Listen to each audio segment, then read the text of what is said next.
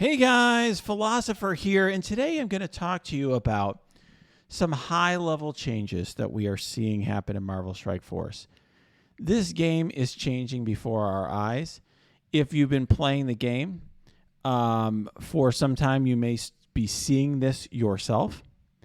But if you're newer, you may not really understand the extent to which this game is really changing right now. And I want to talk about that change. And I want to talk about how it changes what we invest in. I call it the Great Reset. And what I mean is that there's a bit of a soft reset going on right now in Marvel Strike Force. Here's what I mean. I'll give you an example. Many years ago, because I'm old, I've been playing online games for a long time, I played vanilla World of Warcraft.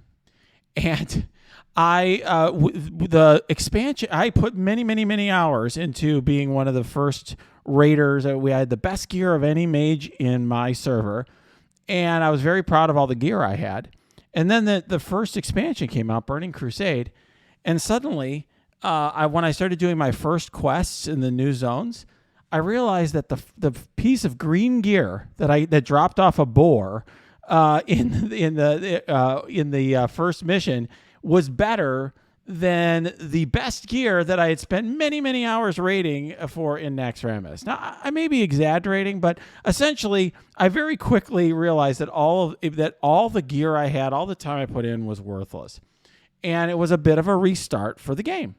And that was a time of change, but it was also a healthy thing for the game. There were some winners and losers. I was probably a loser because I put way too much time into my mage gear. But it definitely had an impact. We're seeing something like that happen right now in Marvel Strike Force. And here's what I mean.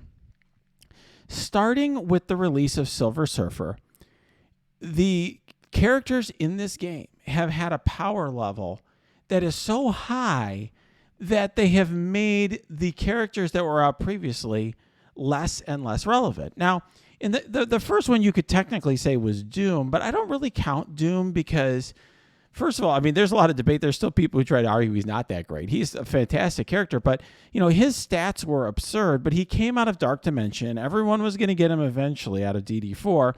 And there was a sense that, a lot of people felt, hey, a DD4 character should have stats better than everything else by a big margin, right? But when Silver Surfer came out, and they just kind of gave him away, and he was clearly a cut above when you look at his health, when you look at his damage, when you look at all of the statistics that you would ordinarily use to judge the strength of a character. When he was so high in those stats, it really, it started getting people thinking, what's going on in this game? They're just giving everybody the best character in the game for free. Well, then they gave away then they made a character better the next month in Kestrel, and she totally was better than everything else, and they gave her away for free. So everyone playing during those months has at least a 2-star Silver Surfer. Many have more than that by now. Everyone who's playing the month Kestrel was given out. It has a Kestrel probably of at least 3 or 4 stars. Many have 5, 6, 7 stars, depending on whether you were had core saved up to do the core refreshes and the event energy. Then, of course, they came out with Infinity Watch, which and I guess I should say, too, we have Heroes for Hire, which basically made it so that nothing that came before it could easily defeat it, right? You had to have a super team to one-shot this, where you have basically characters like Kestrel and Silver Surfer and 3 other top characters to one-shot the team. And then Infinity Watch came out. And Infinity Watch is so much better than everything else that it's all very, very difficult to counter Infinity Watch without using Infinity Watch. We're at a point in the game where, essentially, the only alternatives to Infinity Watch if you're trying to counter it involve Infinity Watch plus some other group of super characters, whether it's Kestrel or now, of course, Secret Avengers. Now, when Secret Avengers came out, people asked me, do we need this team? Can we skip this team, this and that? And what I said to them was, well, you don't need this team right now, but the characters are more powerful than almost every character in the game. And, Captain Sam is easily a top 10 character in the game. I don't know where he ranks. I don't really play that kind of game of, arbitrary rankings. And these three characters in general, whether as a three-piece or just on their own, they are better than almost everything else in the game. And so what this means, first of all, this changes everything in terms of what your strategy is. Because, by the way, now we see the next character coming out, Deathpool, is ridiculous. She may be the best character in the game. I mean, there's a legitimate question out there. We haven't seen the stats yet, but there's a chance that Deathpool is as good as Kestrel, or certainly she's in the conversation with characters like Captain Sam and Silver Surfer and Kestrel. So these characters just keep coming out, and it changes everything about how we approach this game. I used to give new players advice when they were starting. Start with the Wave 1 Avengers and build them up. And it's still a reasonable advice because you get a calendar with them. But what I've been telling new players now in my starting now video is focus on the newest team. Focus on the team they're giving you for free. My cousin started this month. I have him working on Sharon Carter and Maria Hill because why not? He got them, and they're better than almost everything else, right? He's working on Gamora and Nebula and Sharon Carter and Maria Hill because these characters are OP. It also impacts, players' rosters and where they're at. So if you've been playing this game since beta or since launch, and you've put a ton of effort into a lot of these characters, you're suddenly finding that they don't really have much value for you. The people who have gear tier 14 on America Chavez, for example, they aren't getting the value out of that they once did. And here's what I would say. When this, some of you are going to say, I'm sure I'm going to get some comments on this from people who don't watch the whole way through, who say, well, Philosopher, this has always been the case. There's always power creep. I know, man. And I said that from the very beginning. In fact, my philosophy on this game that I try to teach you guys over videos is that we have to fight against power creep by investing in characters that have longevity. But the rate of power creep is going up at a very, very high rate. When I started playing this game 17 months ago or so, I was focusing just on, let's say, top 5 characters that, for my arena team, raid team, that sort of thing. But I reached a certain point where I had to go back and work on some of these teams. Okay, a lot of these teams that I have worked on here were, quote, old teams. Uncanny was an old team that I had to go back and work on. Wakandan's old team I had to work on. Skill Military was an old team. Supernatural. A lot of these teams were older teams, but I had to go back and work them because at a certain point I needed to have enough war teams. These teams still hung with the other teams to some extent. They still had some relevance in the game. Now, do you need other characters in the game? Sure. You need them for events. You need them sometimes to get past certain campaign nodes. You need them to fill out your roster until we get more OP characters.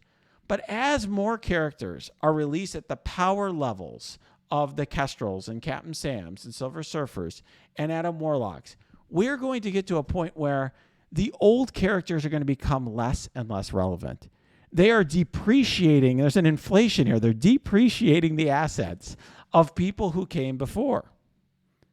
And they're also, of course, reducing the value of the gear that came before, because what they're making it is so new players now supposedly are going to get orange gear a lot more easily. That's what they claim. But at the same time, they're tightening up. They're tightening up the new stuff. So Captain Sam, my cousin, didn't get to 2 stars because he just started the game. He's never going to get Captain Sam until they make him farmable because he's free to play. Kestrel now, she's hard as heck to get if you weren't here when she first started, right? Same with a lot of these characters, Adam Warlock or Phyla-Vell and so forth, right? Maria Hill, if you don't have a big roster to blitz, forget about it. These characters will be unfarmable for some time. And Teal Gear, as we know, is gated more and more and more than ever, because now for Teal Gear, you've got to be rating DD2, DD3, you got to not only go to DD2, DD3, DD4, but then you have to go through Doom Raid 1. You have to go through Doom Raid 2 in order to get the gear so you can do DD5. There's going to be a glass ceiling. And what I think is changing in this game now is that they're basically making it so that they can, I think, get to a point where they can start giving away or selling super cheaply all these old characters. There's something in Star Wars Galaxy Heroes called the Hyperdrive Bundle, where they give you a ton of characters for $100. You basically get, I don't remember what it is, dozens and dozens and dozens of characters unlocked at 5 stars, and you get tons of gear and all sorts of other stuff for $100. And I could see MSF doing something like that, or they could just make it. So they want to make the game addictive to new players. And so they're like, hey, we're going to give you tons of stuff for free. You're going to get Mantis and Sabretooth and Heimdall, and are going to be able to unlock some, quote, legendaries. But as we all know, most of these legendaries don't even matter. But if you're new to the game, you don't know any better. You're not going to realize that getting Invisible Woman or Iron Man or Star-Lord isn't all that important. But you're going to be working on that stuff, and there will eventually get to a point where this player who's getting orange gear more easily, who's got all these characters that are becoming more plentiful, reaches this point where, oh no, now suddenly they're reaching a wall because all the content, the new content's going to be balanced around the Kestrels of the world, balanced around the Secret Avengers of the world, right? Doom 2 is probably going to have the skill section balanced around Secret Avengers, the Mystic section balanced around the New Warriors. So I don't know whether this is good for the game or bad for the game, but it's different. And I think this is why we have